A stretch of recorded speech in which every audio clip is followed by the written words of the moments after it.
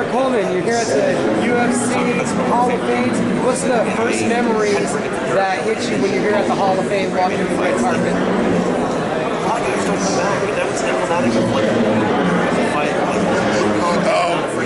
Not my induction, but I guess now that you just asked that question, just being here in the past, being here to induct Kevin Randleman, that's what pops into my head 2-3 years ago when they put him in the Hall of Fame. That was so special. I was just getting sober. I got 3 years sober, and to induct Kevin into the Hall of Fame, that was a great evening for me. To be here tonight with Marley Silva and Shogun Rua being inducted, and then Joanna, everybody loves her. It's special, all deserving. So many deserve, but it's hard to get in. Marley Silva, you brought him up first. Somebody that I'm sure you've shared a locker room with before in the past. What are some of your biggest takeaways from seeing him go in and memories of him? Marley Silva, I was at one of his very first fights over in Brazil. Young kid, he come walking up to me. I'm with Mike Van Arsdale. Him and his team came walking up to me and they said, "Hey Coleman," or he didn't talk English yet, but he said, "Hey Coleman, how about the winner takes all?"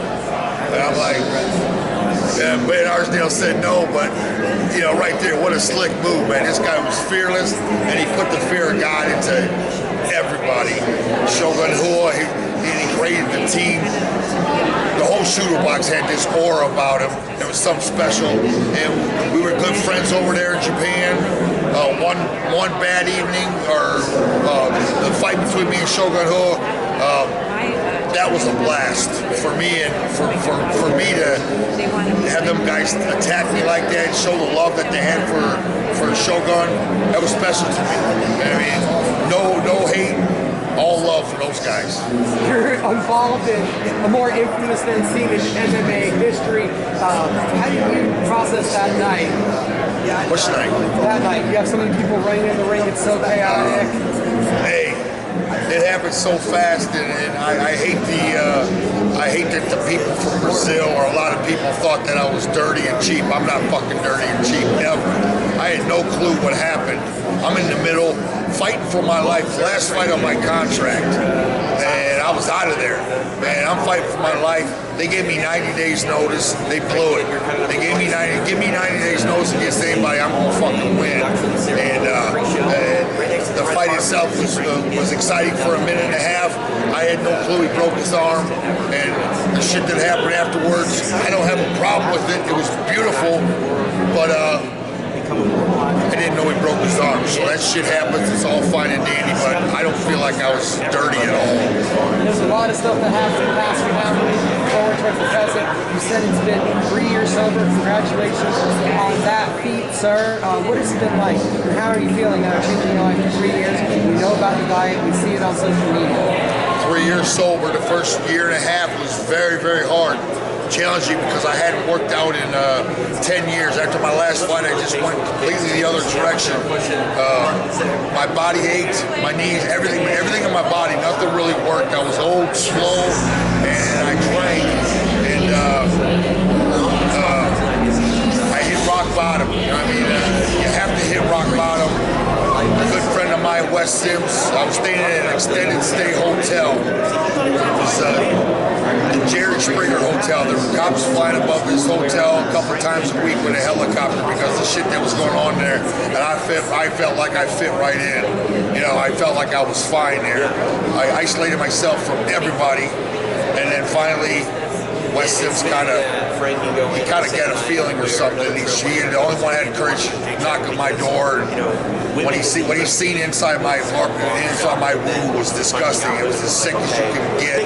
I hadn't showered in months. The room was filled with disgust, trash, beer cans everywhere. And I gave it a chance. I gave rehab a chance. It was the greatest thing I've ever did. It changed my life. Saved my life. Now, they told me it's going to get better every day, and it has. And it does. Today is better than yesterday, and if you're struggling, get help. It's the only chance you have, and then you have to work every day to stay sober. That's why I started my exercising gig, and I've been on a hardcore training regimen since last January. Liver Kings.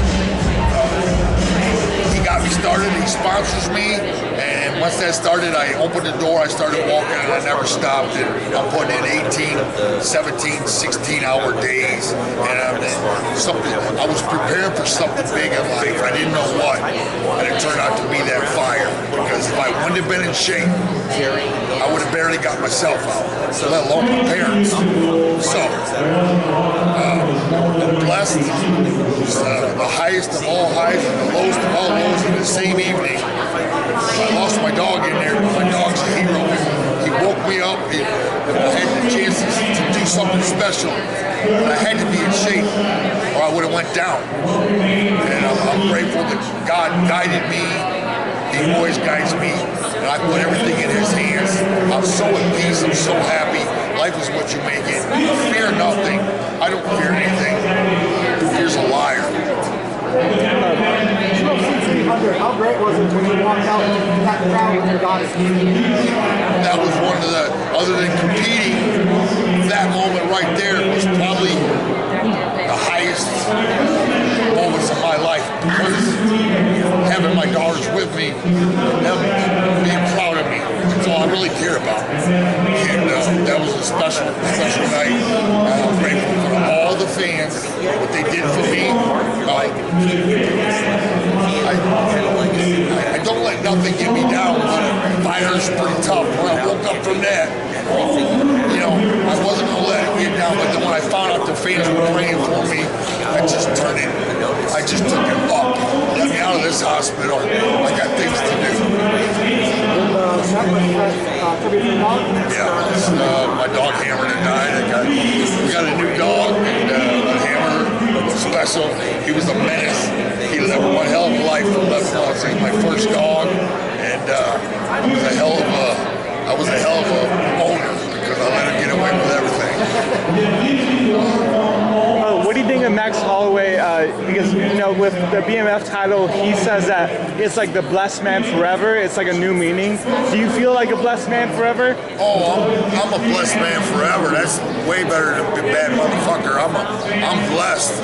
God, my whole life I realized He's been guiding me, and I had everything I ever wanted in life, but I just didn't know it. I always wanted more. I was selfish, ungrateful, and wondering what's going to happen next bad. Hey, bad things are going to happen, but so what?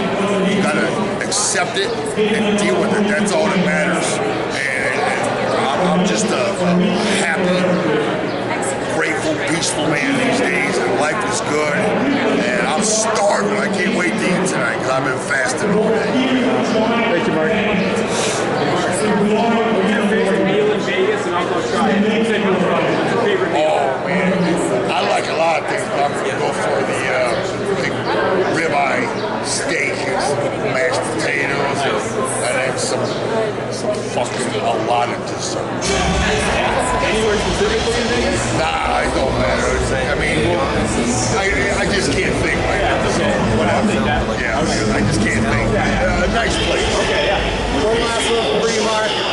Right now, who's your favorite guy to watch in the sport? Potan! Everybody loves that man. He's something special. He's got the spirits with him, and I love it. Keep those spirits alive. But I love Yuri. Potan is just stealing the show. He's the face. He saved his card. Yuri saved the card, and he's something special, man. A couple more wins, and he is my goal.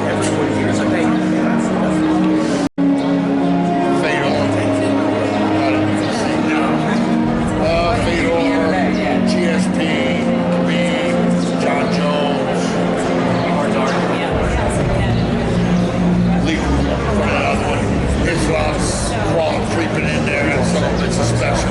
Just a few more, Stipe beats Jones, and he's right fucking there. Well, hell yeah, he's fucking. I mean, of course, Jones is a human being. Stipe's a bad